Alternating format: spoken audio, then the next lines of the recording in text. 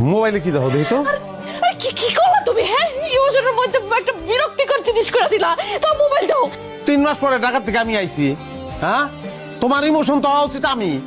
তুমি আমারে জড়াই ধরবা, জড়াই ধরে তুমি কান বাজে এত দেরি করছো কি লিগাইতে? ইমোশন ঢুকে গেছে মোবাইলের ভিতরে না?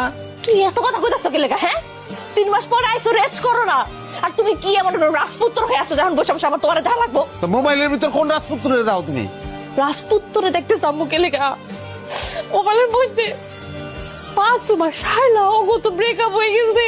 মাসুম শায়লার জন্য যে কি মারটা মারছে বেচারি মারটা তো আর একটু বইরাই যেত জানো তুমি? কারা এরা? পাগলে গিয়া তুমি ইমোশন আমি তো বুঝতেছি না। এরা কি আমাকে আত্মীয় স্বজন? আমি ঢাকা শহরে মাথার কাম পায়ে ফেলাইয়া আমি রোজগার করি, টাকা পাঠাই বাড়িতে, আর ইমোশন ব্যস্ত তোমরা মোবাইলের ভিতরে। এ কি তুমি মানে আমি স্মার্টের সাথে কথা বলতেছো কেন? হ্যাঁ, ফেসবুকে তো বছরে একবার ঢুকো না, যদি ঢুকতা তাহলে বুঝতা ফেসবুকের এখন এই লোকগুলো সবচেয়ে বেশি ক্রেজ এগুলোর জন্য।